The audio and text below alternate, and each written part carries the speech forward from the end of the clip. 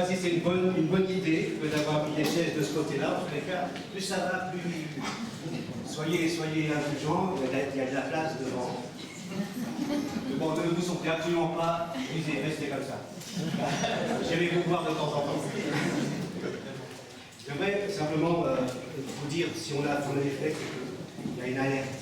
Voilà. Il y a une alerte de vigilance du ministère. Donc, si le Joao qui est à l'accueil se charge de fermer, ne vous étonnez pas. Pourquoi est-ce qu'il me ferme les portes et pourquoi les portes à l'entrée sont fermées?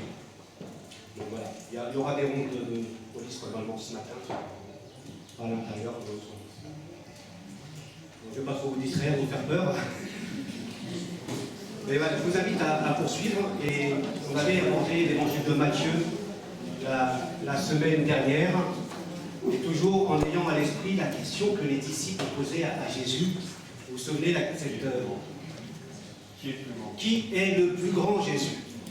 Qui a le plus d'importance parmi nous? Qui est le plus supérieur? Celui qui a qui aura plus de pouvoir et d'autorité sur les disciples. Et Jésus va leur dire, waouh, on se calme. Il va appeler, vous vous souvenez, un petit enfant, et il dit qu'il faut devenir et être semblable, s'identifier à un enfant. On va relire ensemble dans l'évangile de Matthieu, chapitre 18, à partir du verset 1. On avait vu la semaine dernière les versets 1 à 4. Je lirai jusqu'au verset 14. Matthieu 18.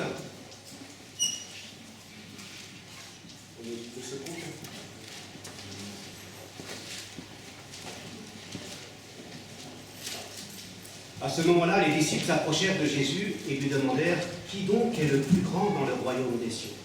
Alors Jésus appela un petit enfant, le plaça au milieu d'eux et dit « Vraiment, je vous l'assure, si vous ne changez pas et ne devenez pas comme de petits enfants, vous n'entrerez pas dans le royaume des cieux. C'est pourquoi le plus grand dans le royaume des cieux est celui qui s'abaisse comme cet enfant. Celui qui accueille en mon nom un enfant comme celui-ci m'accueille moi-même. Si quelqu'un devait causer la chute de l'un de ces petits qui croit en moi, il vaudrait mieux qu'on lui attache au bout de ces pierres de meule que font tourner les ânes et qu'on le précipite au fond du lac. Quel malheur pour le monde qu'il y ait tant d'occasions de chute. Il est inévitable qu'il y en ait, mais malheur à celui qui crée de telles occasions. Si ta main ou ton pied cause ta chute, coupe-les et jette-les au loin, car il vaut mieux pour toi entrer dans la vie avec une seule main ou un seul pied que de garder tes deux mains ou tes deux pieds et d'être jeté dans le feu éternel. Si ton œil cause ta chute, arrache-le et jette-le au loin, car il vaut mieux pour toi entrer dans la vie avec un seul œil que de conserver tes deux yeux et d'être jeté dans le feu de l'enfer. Faites attention, ne méprisez pas un de ces petits. Je vous l'assure, leurs anges dans le ciel se tiennent constamment en présence de mon Père céleste. Qu'en pensez-vous? Si un homme a 100 brebis et que l'une d'elles s'égare, ne laissera-t-il pas les 99 autres dans la montagne pour aller à la recherche de celle qui s'est égarée? Et s'il réussit à la retrouver, vraiment je vous l'assure, cette brebis lui causera plus de joie que les 99 autres qui ne s'étaient pas égarés. Il en est de même pour votre Père céleste, il ne veut qu'aucun de ces petits se perde. Je vous invite à la prière. Notre Dieu, on est content d'être avec toi ce matin, on est content parce que tu es celui qui nous a donné une raison d'être. Nous savons que nous ne sommes pas le fruit du hasard, mais que toi, tu nous as créés. Que toi, Seigneur, tu n'es pas simplement le Dieu créateur, le Dieu inaccessible, mais tu t'es rendu accessible dans la personne et dans l'œuvre de Jésus. Merci parce qu'au travers des évangiles, nous voyons combien tu t'es approché de nous et combien tu as donné même ta vie pour chacun d'entre nous, tellement nous étions précieux. Oh, merci parce que ta parole nous dit, comme nous l'avons lu, que eh bien, quand une brebis s'égare ou une brebis se perd, c'est dans ta volonté d'aller la chercher et de la gagner, Seigneur. On te demande vraiment de toucher nos cœurs encore ce matin, de prendre les fardeaux peut-être qui sont dans nos cœurs, les soucis, les défis que toi seul peux porter. On veut vraiment te les remettre et être à ton écoute ce matin, dans le nom précieux de Jésus. Amen. discours, on l'a vu la dernière fois, depuis janvier, c'est le 4e discours dans l'évangile de Matthieu. Et on a vu la semaine dernière ce que Jésus désire voir dans sa communauté. C'est sa communauté, la communauté de disciples. La communauté de disciples, la communauté chrétienne, n'appartient pas à un homme, à une femme ou à quelque institution que ce soit. Elle appartient à Dieu. Parce que Jésus a dit, je bâtirai mon église. Alors, quand Jésus bâtit son église, il veut voir aussi des choses visibles dans son église. Le résumé de la semaine dernière, c'était un rappel à s'identifier à un enfant. Être comme un enfant.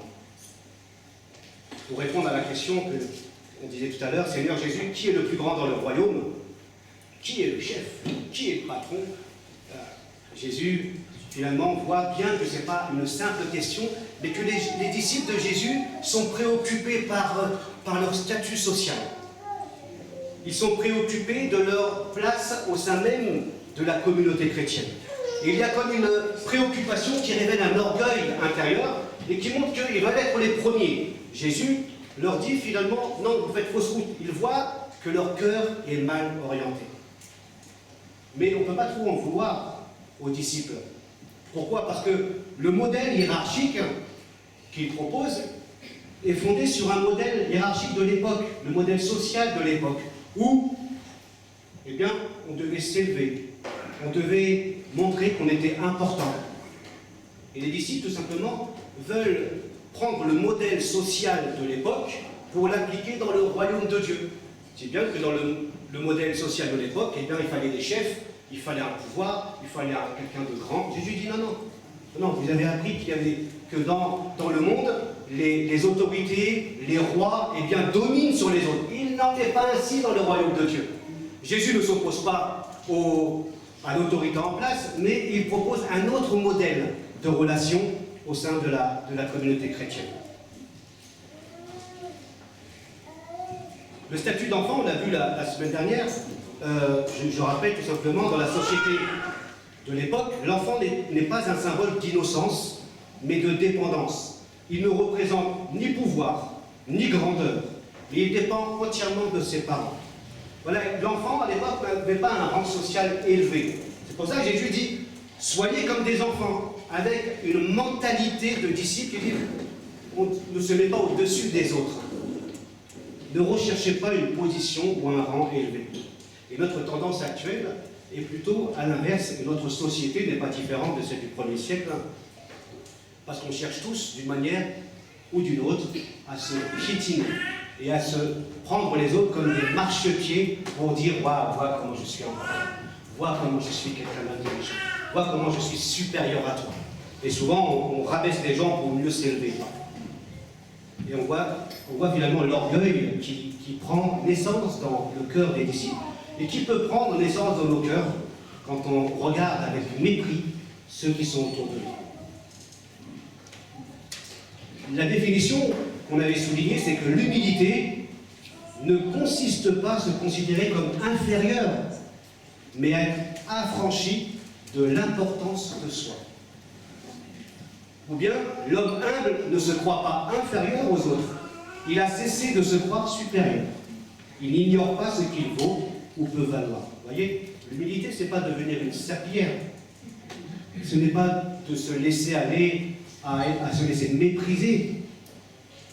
Et on a vu que Dieu ne veut pas qu'on subisse l'humiliation, que notre intégrité physique ou psychologique soit atteinte. Non, c'est qu'on soit affranchi vraiment de l'importance de soi, d'être quelqu'un. Parce que dans le royaume de Dieu, les relations sont différentes. Elles sont fondées sur le modèle même du Christ qui s'est abaissé pour nous sauver. Jésus, finalement, réoriente notre échelle de valeur de ce qui est grand. Ça, c'était les versets 1 à 4, où Jésus nous dit qu'on doit avoir une mentalité d'enfant, c'est-à-dire une mentalité humble, à ne pas chercher à être supérieur aux autres. Mais maintenant, à partir du verset 5, avant de voir ce qu'il attend, ce qu'il veut voir, on va simplement aussi voir ce qu'il ne veut pas voir dans les relations au sein de l'Église. La première chose, il dit, ne faites pas trébucher ou tomber dans le péché l'un de ces petits. Les versets 6 à 9. Ne scandalisez pas l'un de ces petits. Alors, on va voir les petits et puis les scandales. Premièrement, qui sont les petits ici? On observe que le sens du mot petit évolue. Au début, il s'agissait d'un enfant. Maintenant, au verset 6, c'est un disciple, ceux qui croient en moi. Les petits sont associés aux disciples de Jésus. Ces petits représentent dans la Bible plusieurs possibilités. Il s'agit de tous les disciples. Les petits représentent tous les disciples de Jésus. On n'est pas grand aux yeux du monde. Les disciples peuvent eux aussi être considérés comme moins importants socialement et qu'on méprise ou qu'on néglige. Les petits sont aussi, peuvent être, des disciples ayant peu d'expérience, peu de maturité spirituelle. Les petits sont aussi ceux qui sont éprouvés et qui sont en situation de fragilité et de vulnérabilité.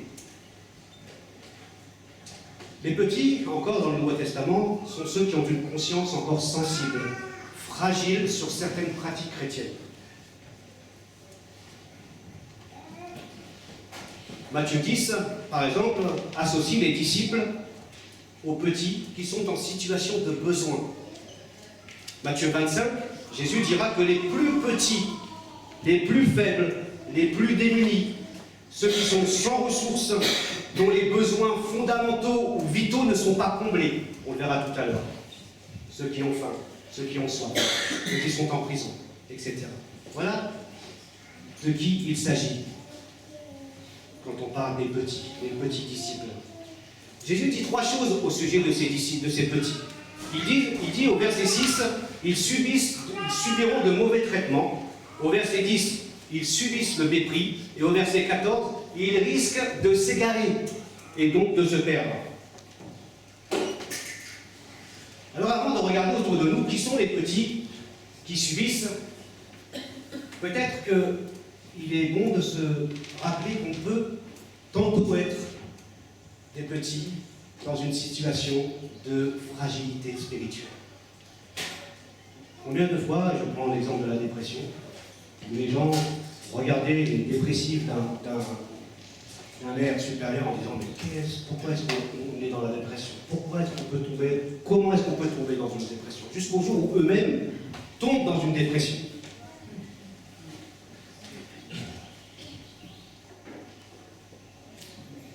On peut, dans notre vie, rencontrer des événements qui font qu'on se retrouve dans des situations de fragilité, spirituelle ou non.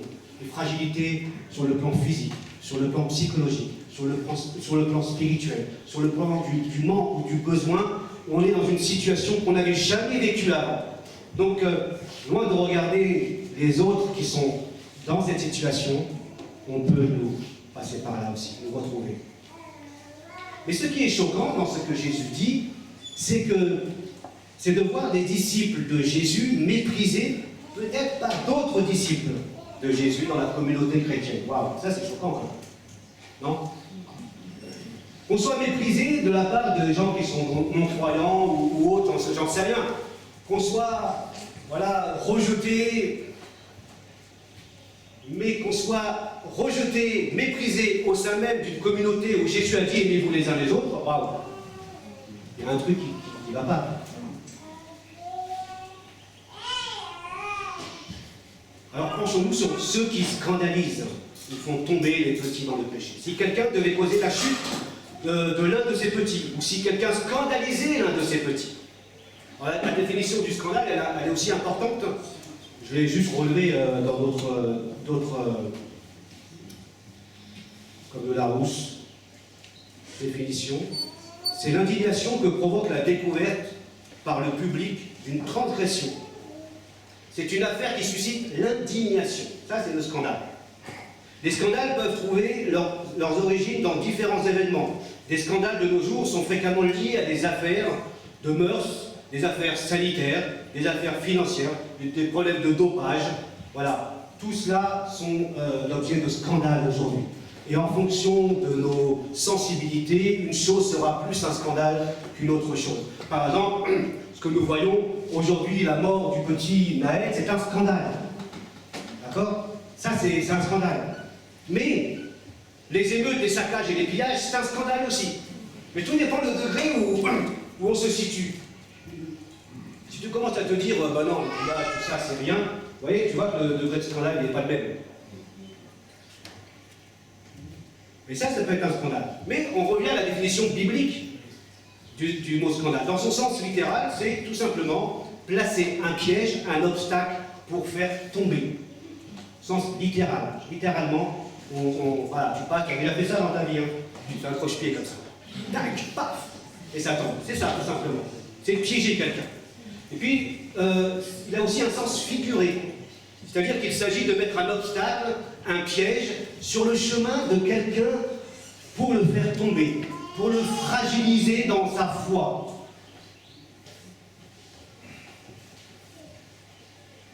Et il y a bien une attitude que Jésus ne désire pas voir au sein des chrétiens, c'est bien celle de scandaliser les petits. Parce que scandaliser les petits, c'est d'une certaine manière s'en prendre à lui. Jésus va parler des scandales aussi dans le monde. Il va dire que les scandales dans le monde sont inévitables. Parce qu'en effet, nous vivons dans un monde marqué par le péché. Le péché, je renvoie au péché originel. Hein. Je ne parle pas du péché du vol, du mensonge et du meurtre, etc. Je parle du péché originel, c'est quand Dieu a créé Adam et Ève, ils ont coupé le cordon ombilical avec Dieu. Ils ont dit laisse-nous vivre. En gros, c'est ça. Ça c'est le péché finalement. Et depuis, il y a une manifestation du péché. La violence, la méchanceté, etc., etc. qui sont le fruit de ce péché originel. Et notre monde est marqué par le péché. Il n'est pas totalement marqué par le péché, parce qu'on est capable de bon, de bien aussi. Mais il est quand même marqué par le péché. Le paradis, en gros, la Bible dit, il n'est pas maintenant. Mais on en voit des fruits dès aujourd'hui. Le paradis n'est pas de ce monde. Mais il viendra, nous dit Jésus. Et donc les hommes sont marqués par la méchanceté et la violence. Et voilà, ils scandalisent aussi les uns et les autres, comme on l'a vu tout à l'heure, il y a toutes sortes de scandales. Et vous pourriez rajouter à la liste. Parfois, la violence est tellement ancrée. Et je cite Adolf Hitler, que vous connaissez bien. Non, on peut faire de moi. Non, je peux faire de moi. Il dit ceci, qui montre un peu la nature même méchante, violente. Il dit le singe piétine à mort tout primate qui ne fait pas partie de sa communauté. Ce qui vaut pour les primates vaut aussi pour les hommes. Une autre citation, il dit les élites se renouvellent constamment. La loi de sélection, il parle de la loi de sélection naturelle, les plus forts, l'élite, les meilleurs, les supérieurs, qui est le plus grand? Il dit, je reprends, la loi de sélection naturelle justifie cette lutte incessante en vue de permettre aux meilleurs de survivre. Le christianisme est une rébellion contre la loi naturelle, une protestation contre la nature. Poussé à sa logique extrême, le christianisme signifierait la culture systématique du déchet humain. Wow. Vous ne montez plus là. Ah, j'ai peur. Il a dit d'autres choses super intéressantes. D'accord? Et voilà de quoi l'homme est capable. Et ce mal se propage partout dans le monde, jusque dans la communauté chrétienne. Et c'est d'autant plus choquant au sein des disciples. Parce que la présence même du scandale, du mal, est incompatible avec l'évangile. Avec l'enseignement de Jésus. Et avec sa manière de vivre ici-bas. Quand il est venu, il ne s'est pas battu en cherchant la première place. Ici, le scandale, ce qui scandalise les petits, n'est pas un accident isolé ou une défaillance, mais une volonté délibérée de faire tomber un petit. Ce n'est pas, voilà, demain tu t'embrouilles avec quelqu'un, tu lui fais du mal, bah, tu te balances un pic, puis après tu regrettes.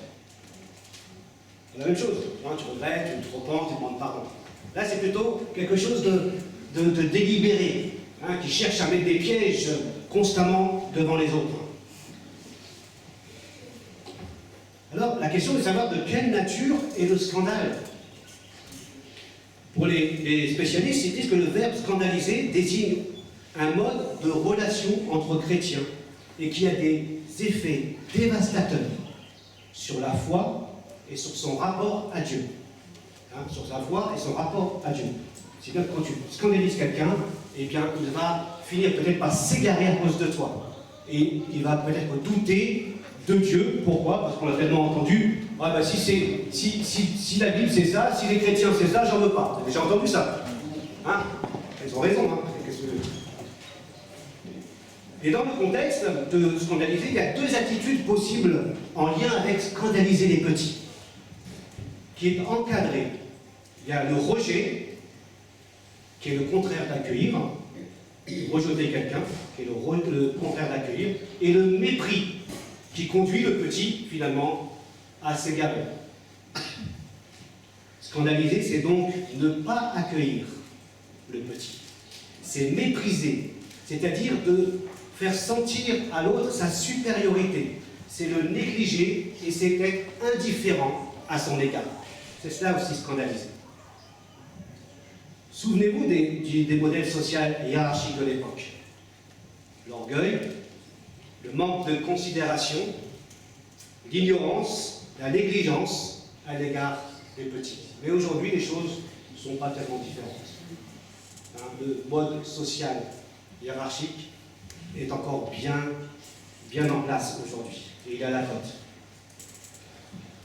Une telle attitude a des répercussions négatives sur la foi du petit, donc des chrétiens. Il risque d'être découragé, avec un sentiment de ne pas être accueilli, aimé comme il se doit, donc il risque de partir. Alors bien sûr, il y a d'autres manières de faire trébucher un chrétien dans le péché ou de froisser sa conscience, sensible ou fragile. Alors après, vous dites, oui, de quoi par exemple? Imaginons un drogué qui vient à la foi, ou bien un alcoolique, et que vous l'invitez tout simplement à aller boire un coup au café. Ça va être d'une certaine manière le pousser à rechuter. Je dis, t'inquiète pas, tu seras avec moi, tu bois un orangina. Et puis, voilà, au bout d'un orangina, c'est une bière, et puis deux bières. Donc du coup, tu mets sur son chemin des fragilités. Tu l'encourages à pécher et à s'égarer. Ça, c'est une autre manière de voir dans le Nouveau Testament de faire trébucher un petit. On retrouve dans l'Épître aux Romains qui dit « Prenez plutôt la décision de ne rien être au travers du chemin d'un frère ou d'une sœur qui puisse le faire trébucher ou le faire tomber. » Alors à cela, à ceux qui scandalisent, Jésus dit encore trois choses. Il dit « Il est préférable d'aller te noyer. » Il dit « Fais attention, va te noyer, vaut mieux parce que ce que tu fais est très grave. » En gros, il dit « Fais attention, fais gaffe. Prends une grosse meule, d'accord, une grosse pierre, et va te jeter. C'est préférable que de perdre la vie. » Donc, une image, c'est un peu imagé, d'accord? Mais tout ce qui est un peu dans le milieu, dans le Proche-Orient ancien, on aime bien l'exagération. Hein, c'est juste pour vous dire une vérité, d'accord? À Marseille, quand on dit, voilà, on a pêché un poisson comme ça, entre les deux yeux, voilà, ou le poisson qui a bloqué le port de Marseille, une exagération. C'est pour dire, ouais, le poisson, t'es gros, quoi. Mais quand même, Jésus veut faire réagir. Il dit, il vaut mieux mourir que d'avoir affaire à Dieu. Fais gaffe, va te noyer. Mais ne le fais pas, hein. C'est pas ce qu'il dit. Si les scandales, on l'a vu, sont inévitables dans ce monde de péché, ils ne sont pas une fatalité. D'accord? Est-ce que vous connaissez Aaron Raston? Je viens de faire sa connaissance. Il y a quelque temps. De loin. Il raconte comment, dans son périple, il a été écrasé par un rocher. Et comment il s'est amputé le bras pour survivre. Vous avez déjà entendu cette histoire? Je ne sais pas comment il a fait. Et il raconte, oui, je sais comment il a fait, mais je ne sais pas comment il a pu le faire. Sinon il mourrait. Moi j'aurais dit, une hache, non, pas une hache, il est parti avec un stylo, un truc comme ça. Non, mais il n'avait rien de spécial. Donc il s'est amputé.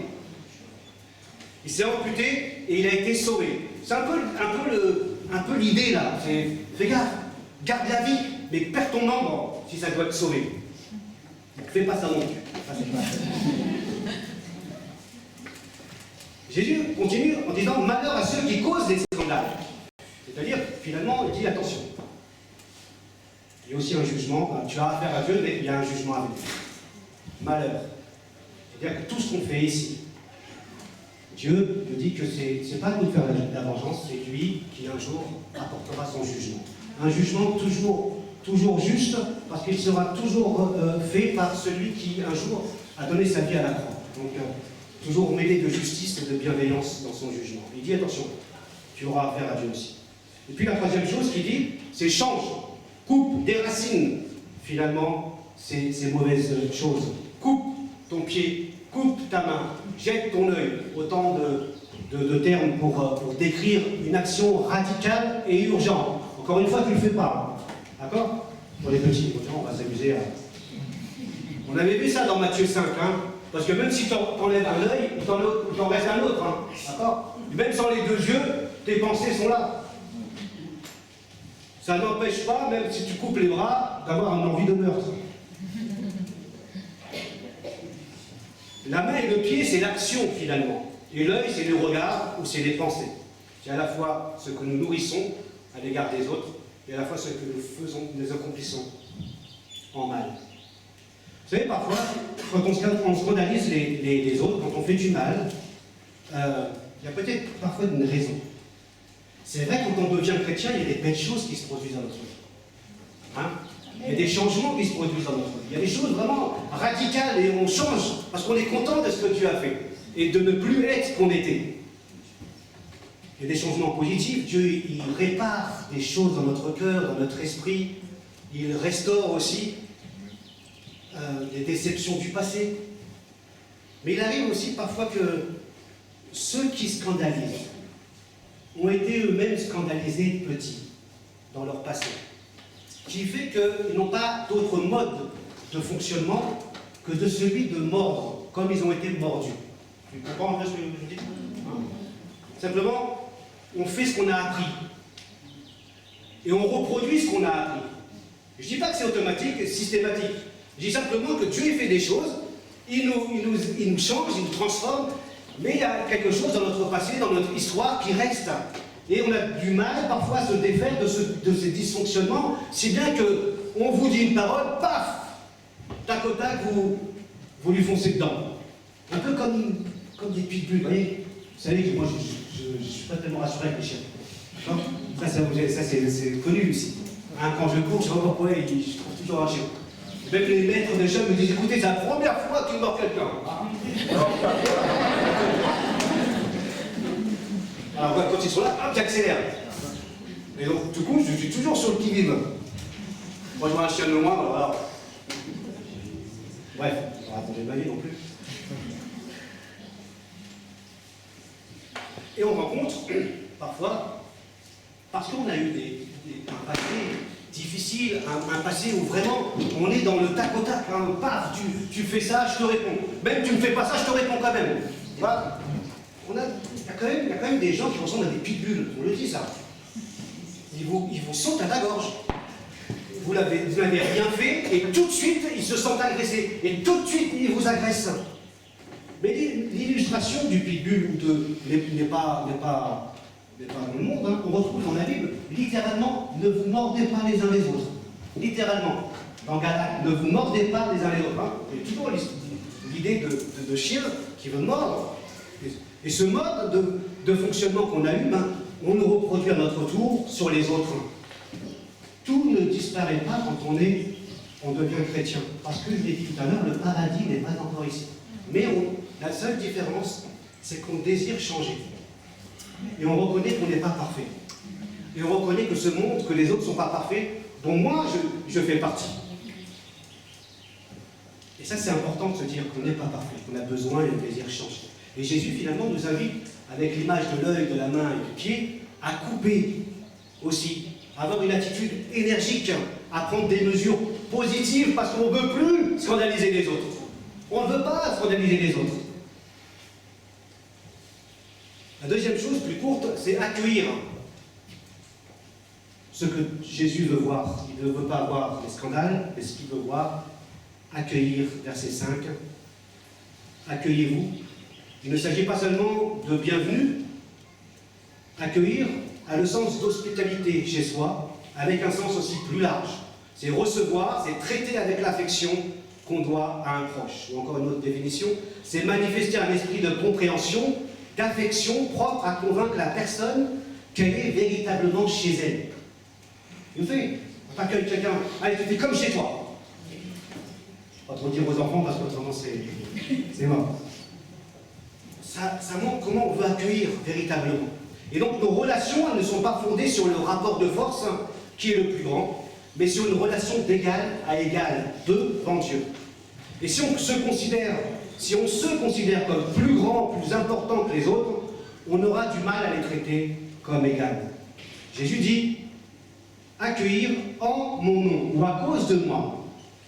La manière dont nous traitons les autres ou considérons les autres révèle la manière dont nous considérons Dieu. Accueillir, c'est considérer les autres comme importants aux yeux de Dieu. Jésus poursuit, verset 6, accueillir un disciple, c'est accueillir Jésus lui-même. C'est traiter et considérer chacun comme si on accueillait Jésus en personne. Ne faites donc rien par esprit de rivalité, dit la Bible, ou par un vain désir de vous mettre en avant. Au contraire, par humilité, considérez les autres comme plus importants que vous. Que chacun regarde non ses propres qualités, mais celles des autres. La Bible du Semeur note ceci, Jésus invite les disciples contre les conventions sociales habituelles à accueillir, c'est-à-dire à considérer comme dignes d'honneur ceux qui n'ont pas le même statut qu'eux.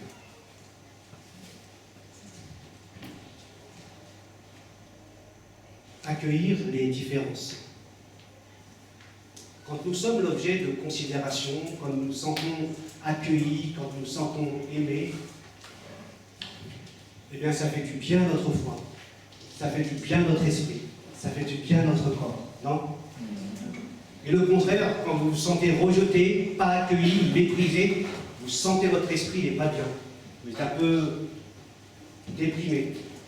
Voilà, vous avez une morale à zéro quand les gens autour de vous ne vous accueillent pas. Jésus a dit, accueillez-vous donc les uns les autres, tout comme Christ vous a accueillis. Et ça, c'est important, parce que ça nous donne un modèle. Jésus, il a accueilli et il a franchi les barrières de l'époque.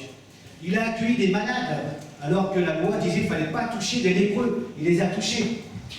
Il a aboli la barrière du sexe homme-femme. Waouh, à l'époque, c'était terrible. Il a aboli la barrière des origines. Il a aboli toutes sortes de barrières. Et nous, aujourd'hui, on rajoute des barrières. Parce qu'on pense que les gens sont différents de nous. On se croit meilleurs. Jésus nous appelle à prendre garde à l'indifférence.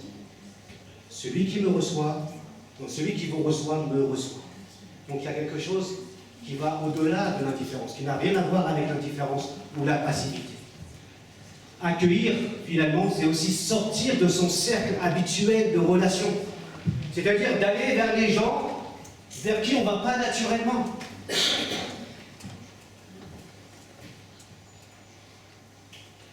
On aime bien être entre nous.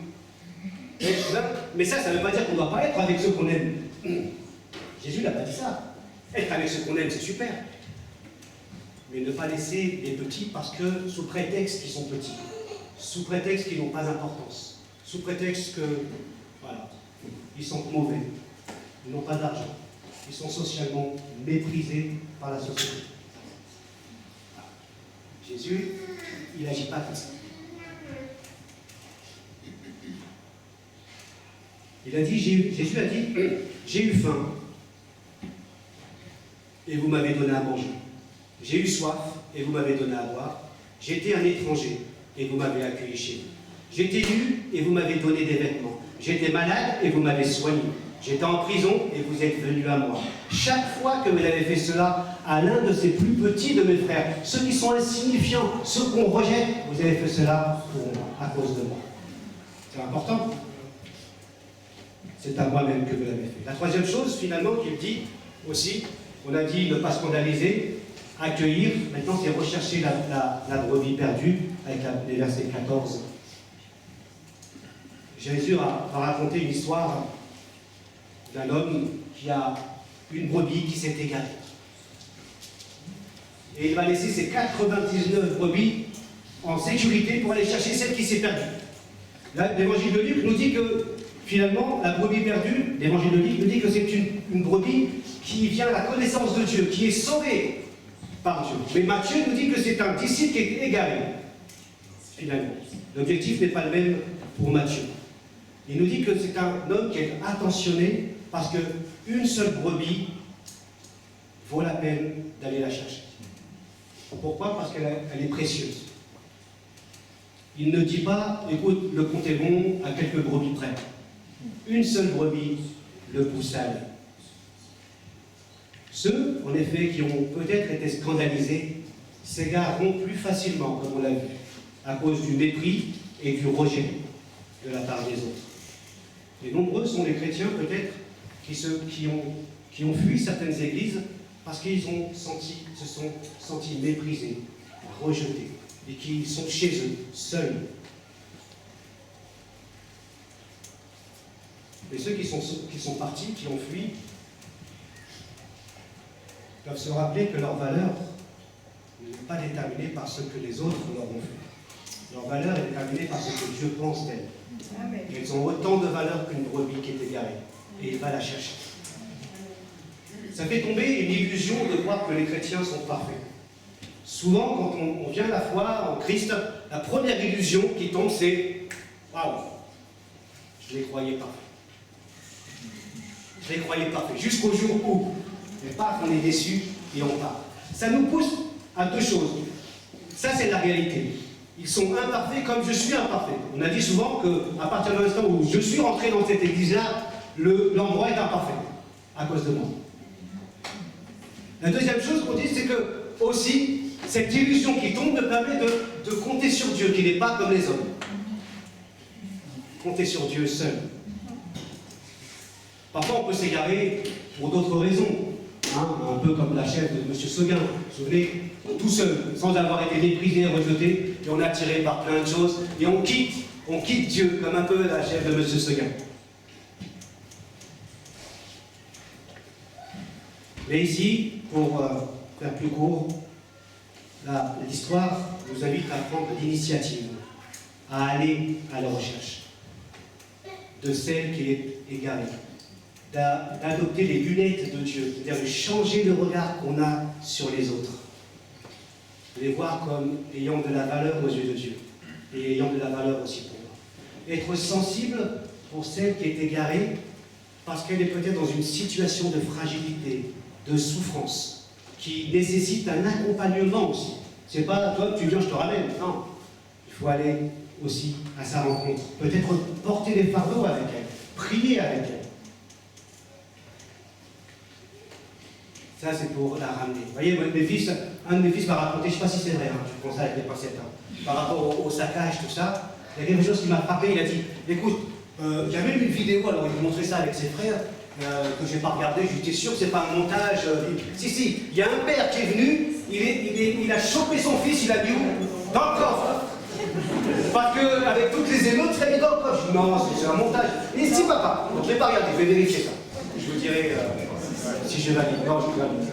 Mais vous imaginez, en pleine émeute, en plein saccage, je ne sais pas dans quelle ville c'était, le père, avec la voiture, il a chopé son fils, il a dit, toi tu rentres pas devant, ni derrière, tu vas dans le coffre. Paf. Et tu rentres à la maison. Il a ramené à la maison. Pourquoi? Parce qu'il veut sauver son fils. Par contre, j'ai regardé aux infos où quelqu'un disait certains, excusez-moi l'expression, les tiraient par les cheveux pour les rentrer à la maison. Il n'y a pas que des saccageurs, il y a aussi ceux qui veulent sauver. C'est cette idée-là de brebis égarée. Ah, tu ne le mets pas dans le coffre, surtout. D'accord? Ça risque de mal faire, hein? Toi, dans le coffre, tu regardes l'église. Non, non. Mais voyez, quand on va chercher quelqu'un parce qu'on veut sauver. Et le Seigneur nous donne 3 raisons d'y aller. Il nous dit que 3 raisons de ne pas mépriser et d'aller à la recherche. C'est parce que ces brebis égarées, elles sont constamment sous le regard bienveillant de Dieu et de ses anges. Verset 10. C'est-à-dire qu'il ne s'agit pas d'anges attitrés, mais des anges au service de Dieu pour le bien de ceux qui lui appartiennent. Première chose. La deuxième chose, c'est la volonté de Dieu. Il ne veut pas qu'un seul d'entre eux périsse. Ça, c'est la volonté de Dieu, qui nous pousse aussi à aller chercher ceux qui sont égarés. Et la troisième chose, c'est l'attente de la joie de voir la brebis égarée retrouvée. La joie des retrouvailles. Quelle récompense! Alors, je termine par ce verset. Suite à la parabole de Matthieu 25. Alors les justes lui demanderont à Jésus, mais Seigneur, quand t'avons-nous vu avoir faim, t'avons-nous donné à manger ou avoir soif, et t'avons-nous donné à boire? Ou quand t'avons-nous vu étranger, t'avons-nous accueilli, ou nu, et t'avons-nous vêtu, ou malade, ou prisonnier, et sommes-nous venus te rendre visite? Et le roi leur répondra, Dieu leur répondra, vraiment je vous l'assure, chaque fois que vous avez fait cela à l'un de ces plus petits de mes frères, c'est à moi que vous l'avez fait. Voilà. Que Dieu nous aide à ne pas négliger aussi ceux qui sont autour de nous et de les aider comme Dieu les aime. C'est la parole à Jean.